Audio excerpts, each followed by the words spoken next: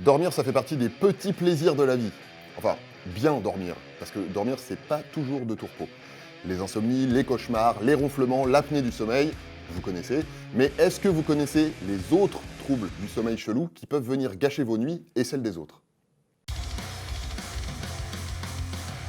On commence avec la star incontestée des troubles du sommeil, le Kylian Mbappé des parasomnies, j'ai nommé le somnambulisme. Comme la majorité des troubles dont on va parler aujourd'hui, c'est donc ce qu'on appelle une parasomnie, c'est-à-dire un trouble du sommeil avec comportement anormal. À ne pas confondre avec les dysomnies qui sont des anomalies de la quantité, de la qualité ou de l'horaire du sommeil. Ça arrive dans une phase de sommeil profond, ça peut durer jusqu'à une demi-heure et contrairement à ce qu'on pense, c'est pas dangereux pour la santé du somnambule de le réveiller.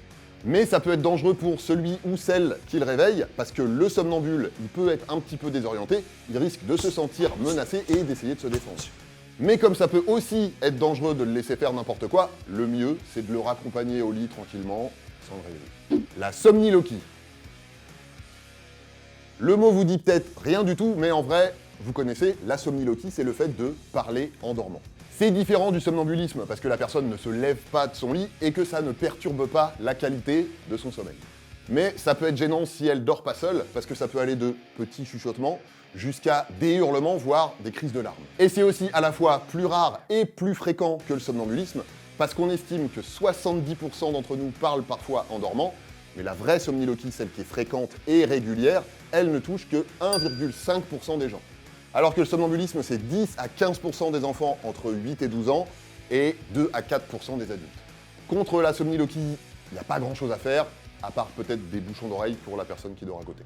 La sexsomnie. Bon, là, pas besoin de faire d'études étymologiques approfondies. La sexsomnie, c'est faire du sexe pendant son sommeil. Il y a plusieurs niveaux. Ça peut être faire des bruits en dormant, des grognements, des gémissements de type sexuel. C'est une forme de ce qu'on appelle la catatrémie. Je vous vois sourire, je comprends, hein. Mais en vrai, la sexsomnie, ça peut poser des vrais problèmes de consentement, que ce soit avec le conjoint ou la conjointe, ou avec d'autres personnes. La sexsomnie, il faut savoir que ça a été au cœur de plusieurs procès. La paralysie du sommeil.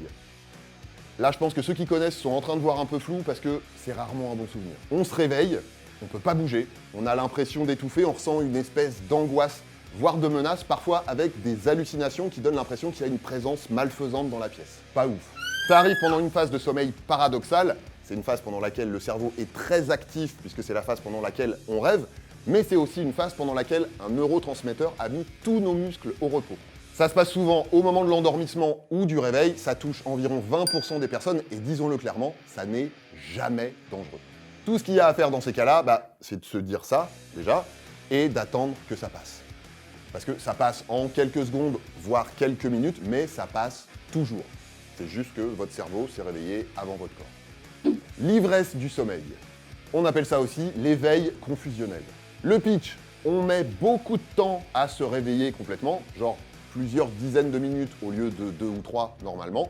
Et pendant ce temps-là, on fait n'importe quoi, on dit n'importe quoi, un peu comme si on avait trop forcé à l'happy hour.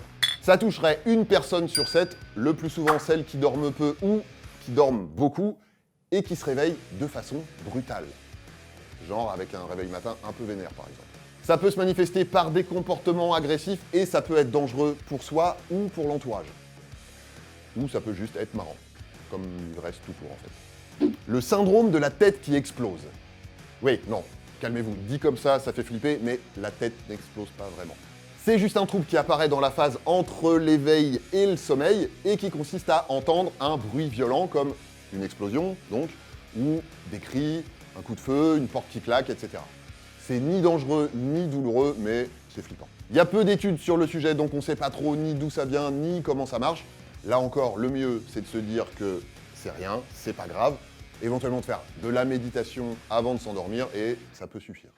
Les hallucinations hypnagogiques.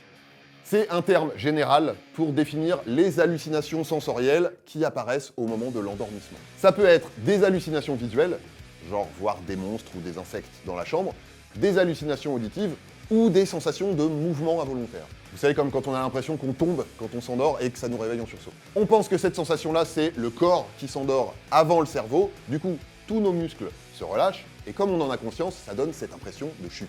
Là encore, c'est pas dangereux, mais c'est pénible. Les parasomnies, tous ces trucs dont on vient de parler, c'est parfois d'origine génétique, mais on sait aussi qu'il y a un certain nombre de choses qui augmentent le risque d'en avoir. Comme le manque de sommeil ou le décalage horaire, le stress, certaines maladies ou des médicaments, et bien sûr, l'alcool, les drogues, etc. Ça, c'est une première piste pour se soigner. Pour le reste, il y a aussi des centres spécialisés dans les troubles du sommeil. Parce que dormir, c'est bien, mais dormir bien, c'est mieux.